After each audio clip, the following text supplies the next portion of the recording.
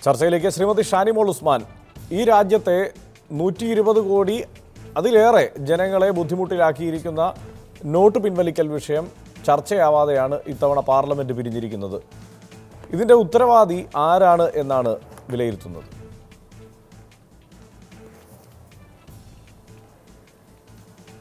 അല്ല, തീർച്ചയായിട്ടും പാർലമെന്റിന്റെ വിന്റർ സീസണിൽ ഈ രാജ്യത്തെ മുഴുവൻ ജനങ്ങളെയും ബാധിക്കുന്ന ഏറ്റവും പ്രധാനപ്പെട്ട വിഷയം ചർച്ചയായില്ല എന്നുള്ളത് വളരെ ദുഃഖകരമാണ്. അതിൻ്റെ ഉത്തരവാദിത്തം ഒരു സംശയം വേണ്ട, പരിപൂർണമായും ഭരണകക്ഷിക്ക് തന്നെയാണ്.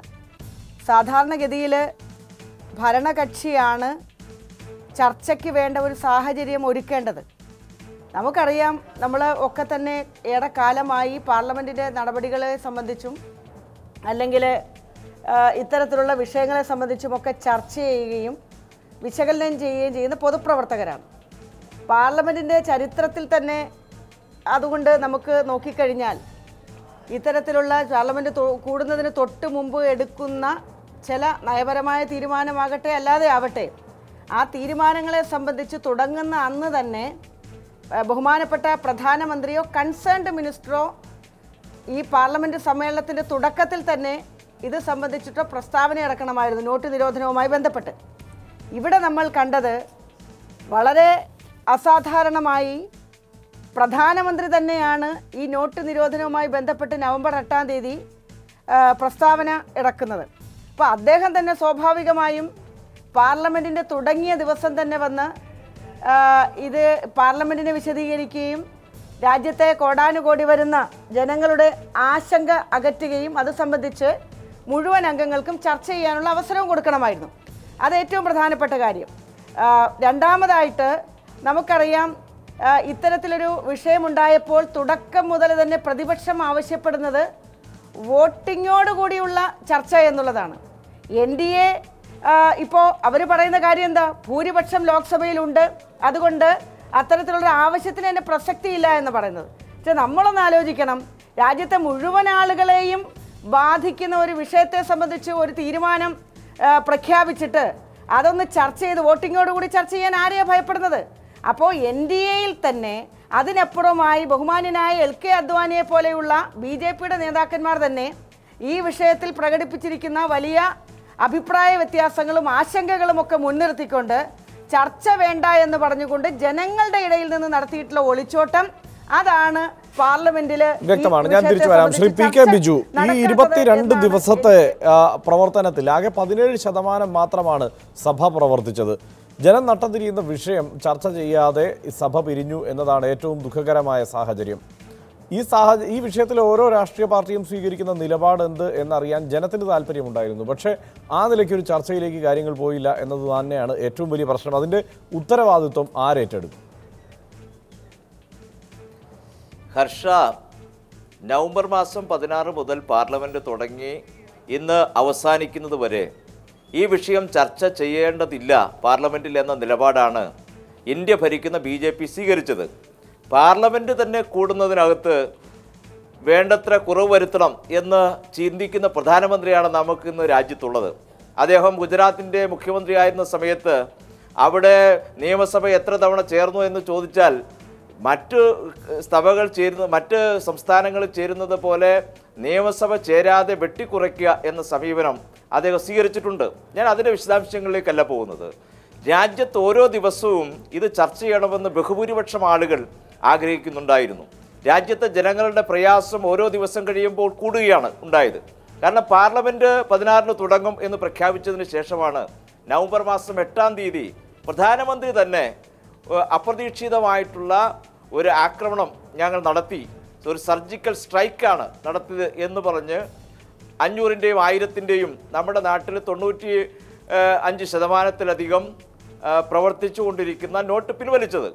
അപ്പോൾ അദ്ദേഹം പറഞ്ഞത് ഞങ്ങൾ വലിയ തയ്യാറെടുപ്പോടു കൂടിയാണ് നടത്തിയതെന്ന്. പക്ഷെ ഓരോ ദിവസം കഴിഞ്ഞപ്പോൾ ഇതിനെ മോശമായ സ്ഥിതിയിലേക്ക് വരികയാണ്. അദ്ദേഹം അവസാനം പറഞ്ഞ 50 ദിവസം കഴിഞ്ഞ് ഇത് പരിഹരിക്കപ്പെട്ടില്ലെങ്കിൽ നിങ്ങൾക്ക് ഇഷ്ടമുള്ളത് തന്നെ ചെയ്യാം. ആ ദിവസം ഇനി 14 ദിവസം കൂടി കഴിഞ്ഞാൽ അതാകാൻ പോവുകയാണ്. ഡോട്ട് അച്ചടിക്കാനുള്ള കടലാസിനും മഷിക്കും ഓർഡർ കൊടുത്തിട്ടേ ഉള്ളൂ. ഇപ്പോഴത്തെ സ്ഥിതിവിശേഷം അനുസരിച്ച് 7 മാസം എടുത്തെങ്കിൽ മാത്രമേ ഇവിടെ പിൻവലിച്ച 15 ലക്ഷം കോടി രൂപയുടെ കറൻസി തിരിച്ചു വരണമെങ്കിൽ ആ ഒരു കാലഘട്ടം എടുക്കും എന്ന് സാമ്പത്തിക വിദഗ്ധരെല്ലാം പറഞ്ഞു. നമ്മുടെ എല്ലാ മെഷീനറി ഇട്ട് അച്ചടിച്ചാലും തീർച്ചയായും അതാണ് അത്തരം ഒരു സാഹചര്യം നിലനിൽക്കുമ്പോൾ പാർലമെന്റ് ചേരുകയാണ്. പാർലമെന്റ് ചേരുമ്പോൾ ആദ്യഘട്ടത്തിൽ ഈ ആവശ്യങ്ങളൊക്കെ ഉന്നയിക്കാം. ഈ പറഞ്ഞ വോട്ടെടുപ്പോടു കൂടിയുള്ള ചർച്ച തന്നെ വേണമെന്ന ആവശ്യം ഉന്നയിക്കാം. പക്ഷേ ആത്യന്തികമായി ഇത് സഭ ചർച്ച ചെയ്യണമെന്നുള്ള ഉറച്ച ഒരു തീരുമാനമുണ്ടായിരുന്നെങ്കിൽ ഏതു നിലയ്ക്കെങ്കിലും ഇത് ചർച്ച ചെയ്യപ്പെടട്ടെ എന്ന ഒരു തീരുമാനത്തിലേക്ക് പ്രതിപക്ഷത്തിന് എത്താമായിരുന്നല്ലോ. അങ്ങനെ എത്താത്തത് എന്തുകൊണ്ടാണ്?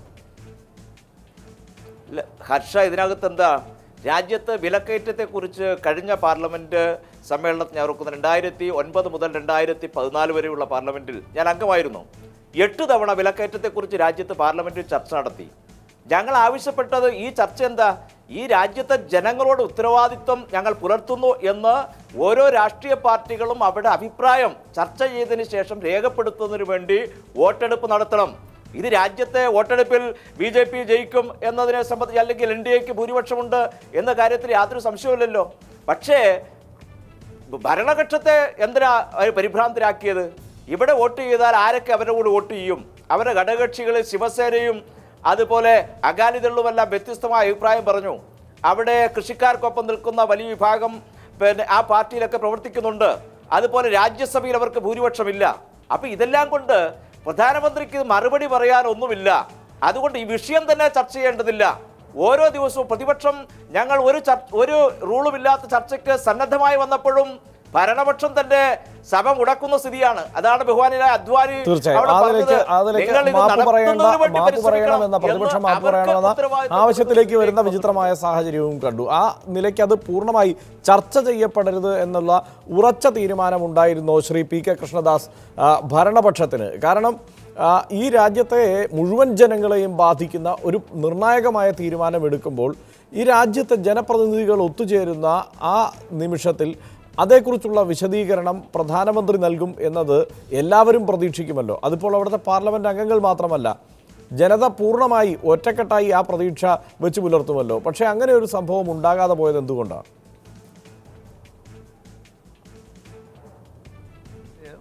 ഈ കറൻസി പരിഷ്കരണം പാർലമെൻറ്റിൽ ചർച്ച ചെയ്യാൻ പാടില്ല എന്നതായിരുന്നു കോൺഗ്രസ്, മാർക്സിസ്റ്റ് പാർട്ടി ഉൾപ്പെടുന്ന പ്രതിപക്ഷത്തിൻ്റെ ഏക അജണ്ട. അവർ ഒരു രഹസ്യ രാഷ്ട്രീയ ഗൂഢാലോചനയുടെ ഭാഗമായിട്ടാണ് ഈ 22 ദിവസം നീണ്ടുനിന്ന പാർലമെൻറ്റിലെ എല്ലാ ചർച്ചകളും അട്ടിമറിക്കപ്പെട്ടത്. കാരണം നമ്മുടെ ഇന്നത്തെ പ്രതിപക്ഷത്തിന്, അത് കോൺഗ്രസ് ആവട്ടെ, മാർക്സിസ്റ്റ് പാർട്ടി ആവട്ടെ, SP ആവട്ടെ, BSP ആവട്ടെ, തൃണമൂൽ കോൺഗ്രസ് ആവട്ടെ, ഈ പ്രതിപക്ഷങ്ങൾക്കൊന്നും തന്നെ പാർലമെൻറ്റിൽ ഈ വിഷയം ചർച്ച ചെയ്യാൻ അവർ ആഗ്രഹിക്കുന്നില്ല. കാരണം ഈ കറൻസി പരിഷ്കരണം കൊണ്ടുവന്നിരിക്കുന്നത് കള്ളപ്പണത്തിനെതിരാണ്, കുഴൽപ്പണത്തിനെതിരാണ്, അഴിമതിക്കെതിരാണ്, ഭീകരതയ്ക്കെതിരാണ്. മാർക്സിസ്റ്റ് പാർട്ടിയെ സംബന്ധിച്ചും കോൺഗ്രസിനെ സംബന്ധിച്ചും മറ്റു പാർട്ടികളെ സംബന്ധിച്ചും ഇവരുടെ പക്ഷം നിൽക്കുന്നവരാണ്. മാത്രമല്ല, ഇതിനെക്കുറിച്ചൊരു ജനങ്ങളെ ബാധിക്കുന്ന ഒരു പ്രശ്നം ചർച്ച ചെയ്യാം എന്ന് ഭാരതീയ ജനതാ പാർട്ടിയും കേന്ദ്ര ഗവൺമെൻറ്റും പറഞ്ഞല്ലോ. ആദ്യം പറഞ്ഞു ഈ കള്ളപ്പണക്കാരെന്ന് പ്രതിപക്ഷത്തെ വിളിച്ചു, അതുകൊണ്ട് പ്രധാനമന്ത്രി മാപ്പ് പറയണമെന്ന് പറഞ്ഞു, ബഹളം ഉണ്ടാക്കി. അതിനുശേഷം പറഞ്ഞു പ്രധാനമന്ത്രി സഭയിലെത്തണമെന്ന്. പ്രധാനമന്ത്രി സഭയിൽ വന്നു. പ്രധാനമന്ത്രി സഭയിൽ മറുപടി പറയാൻ തയ്യാറാകണമെന്ന് പറഞ്ഞു. മറുപടി പറയാൻ തയ്യാറാണെന്ന് പറഞ്ഞു. പക്ഷേ എന്നിട്ടും പ്രതിപക്ഷം ബഹളമുണ്ടാക്കുകയാണ് ചെയ്തത്. അതുകൊണ്ടാണല്ലോ രാഷ്ട്രപതി പോലും പറഞ്ഞത് നിങ്ങളെ പണിയെടുക്കണമെന്ന് പറഞ്ഞത്. അപ്പോൾ ഒരു കാര്യം, ഈ വിഷയം പാർലമെൻറ്റിൽ ഒരു കാരണവശാലും ചർച്ച ചെയ്യാൻ പാടില്ല എന്നാണ് പ്രതിപക്ഷം ആഗ്രഹിച്ചത്. മാത്രമല്ല, ഈ ചർച്ചയിൽ എങ്ങനെയാണ് കോൺഗ്രസ്സിന് ഈ ചർച്ചയിൽ പങ്കെടുക്കുക? ആ ചർച്ച പാർലമെൻറ്റിനകത്ത് രാജ്യസഭയിലായാലും ലോകസഭയിലായാലും ഈ ചർച്ച ചെയ്യപ്പെടുമ്പോൾ അവിടെ 2G കുംഭകോണം ചർച്ച ചെയ്യപ്പെടും, കൽക്കരി കുംഭകോണം ചർച്ച ചെയ്യപ്പെടും, അതുപോലെ കോമൺവെൽത്ത് ഗെയിംസ് കുംഭകോണം ചർച്ച ചെയ്യപ്പെടും. ഏറ്റവും ഒടുവിൽ ഈ കോപ്റ്റർ കുംഭകോണവും കൂടി ചർച്ച ചെയ്യപ്പെടും. അതിൽ കോൺഗ്രസിന്റെ, രാഹുൽ ഗാന്ധിയുടെ, മാതാവിന്റെ, സോണിയാഗാന്ധിയുടെ, അതുപോലെ അവരുടെ കുടുംബത്തിന്റെ ഏറ്റവും ഒടുവിൽ നിൽക്കുന്ന ആരോപണമടക്കം. പക്ഷേ ശ്രീ പി കെ കൃഷ്ണദാസ്, താങ്കൾ വിശദീകരിച്ചതുപോലെ അത്ര ലളിതമായിരുന്നോ സഭയ്ക്കുള്ളിലെ കാര്യങ്ങൾ എന്നതാണ്, ഞാൻ താങ്കളിലേക്ക് തന്നെയാണ്, അത്ര ലളിതമായിരുന്നോ കാര്യങ്ങൾ എന്നതാണ് പ്രശ്നം. കാരണം താങ്കൾ ഈ സൂചിപ്പിച്ച 2G കുംഭകോണം അടക്കമുള്ള കാര്യങ്ങൾ പാർലമെന്റ് ചർച്ച ചെയ്തതാണ്. കഴിഞ്ഞ സർക്കാരിൻ്റെ കാലത്ത് അതിനൊരു അവസരമുണ്ടായിരുന്നു. ആ ചർച്ചയിൽ BJP പങ്കെടുത്തതാണ്, JPC അന്വേഷണം പ്രഖ്യാപിച്ചതാണ്. അതങ്ങനെയാണ് അതിൻ്റെ ആ കാലം അതിനെ കൈകാര്യം ചെയ്തത് എന്നും കൂടി നമ്മൾ ഓർക്കണം. മറ്റൊന്ന്, ഈ ആദ്യഘട്ടത്തിൽ ഇത് സംബന്ധിച്ച് വോട്ടെടുപ്പോടു കൂടിയുള്ള ചർച്ച വേണമെന്ന് പ്രതിപക്ഷം ആവശ്യപ്പെട്ടു. സ്വാഭാവികമാണ്, പ്രതിപക്ഷം അത് ആവശ്യപ്പെടും. അത് ഭരണപക്ഷം നിഷേധിക്കുന്നു. അതിനുശേഷം ചർച്ചകൾ തുടരുന്നു. പ്രധാനമന്ത്രി സഭയിലെത്തണമെന്ന് പറയുന്നു. 2 ആഴ്ചയ്ക്ക് ശേഷമാണ് പ്രധാനമന്ത്രി സഭയിലെത്തുന്നത്. 22 ദിവസമാണ് ആകെ ഈ സമ്മേളനം കാലയളവ് ഉണ്ടായിരുന്നത് എന്നോർക്കണം. അതിനുശേഷം പ്രധാനമന്ത്രി എത്തുന്നു. പ്രധാനമന്ത്രി എത്തിയതിന് ശേഷം ഇതൊരു നിലയ്ക്കും ചർച്ചയാവില്ല എന്ന് ഉറപ്പായ ഘട്ടത്തിൽ പ്രതിപക്ഷം പറഞ്ഞത് നമുക്കെല്ലാവർക്കും ഓർമ്മയുണ്ടല്ലോ, ഏത് തരത്തിലുള്ള ചർച്ചയ്ക്കും തയ്യാർ എന്ന്. അപ്പോൾ ഭരണപക്ഷമാണ് ഒരു നിലപാട് സ്വീകരിച്ചത്. പ്രതിപക്ഷം ഇതുവരെ സഭ സ്തംഭിപ്പിച്ചതിന് മാപ്പ് പറയണമെന്ന്. അവിടെയാണ് ഈ വിഷയം പാർലമെന്റിൽ എത്താതെ ചിതറിപ്പോയത്.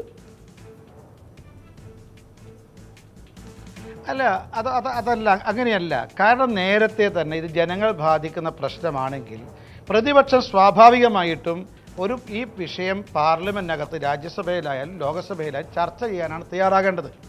ഞാൻ ചോദിക്കട്ടെ, പ്രധാനമന്ത്രി ഇന്നത്തെ ഞാനും നിങ്ങൾ ഈ ഇന്ത്യയിലെ മുഴുവൻ ജനങ്ങളും കണ്ടതാണ് എന്തായിരുന്നു ഈ കോൺഗ്രസ് നേതാക്കന്മാർ, മാർക്സിസ്റ്റ് നേതാക്കന്മാർ, ബിജു ഉൾപ്പെടെയുള്ള MP-മാരുടെ കലാപരിപാടികൾ എന്തായിരുന്നു പാർലമെന്റ് നമുക്കറിയാം.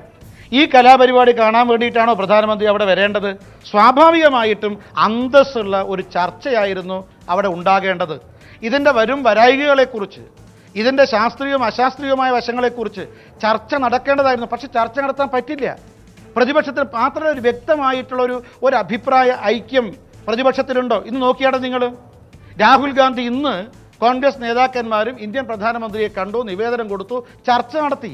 ഞാൻ ചോദിക്കട്ടെ, ഈ വിവേകം എന്തുകൊണ്ട് കോൺഗ്രസിന് നേരത്തെ ഉണ്ടായിരുന്നില്ല? ജനാധിപത്യ സംവിധാനത്തിൽ ആവശ്യം ഇതല്ലേ? ഇതുപോലെ ചർച്ച നടത്താൻ കോൺഗ്രസ് തയ്യാറായിരുന്നുവെങ്കിൽ നമ്മുടെ കഴിഞ്ഞ 22 ദിവസം ഈ സഭക്കകത്ത് ബഹളം വെക്കേണ്ടിയിരുന്നില്ല. മാത്രമല്ല, ഓർക്കേണ്ട ഒരു കാര്യമുണ്ട്. ഈ ബഹളം വെച്ച ആളുകളെ കുറിച്ചൊക്കെ നോക്ക് നിങ്ങൾ. എന്താ മമതാ ബാനർജിയുടെ പ്രശ്നം? മമതാ ബാനർജിയുടെ പ്രശ്നം ശാരദാ ചിട്ടി ഫണ്ട് അഴിമതിയാണ്. എന്താ നമ്മുടെ BSPയുടെ മായാവതിയുടെ പ്രശ്നം എന്താ? 125 കോടിയുടെ താജ് കോറിഡോർ ഇടനാഴി അഴിമതി. ഇങ്ങനെ ഇതിൽ പ്രതിപക്ഷത്തുള്ള ഓരോ പാർട്ടികളെ സംബന്ധിച്ചും അവർ അഴിമതിയുടെ ആൾരൂപങ്ങളാണ്.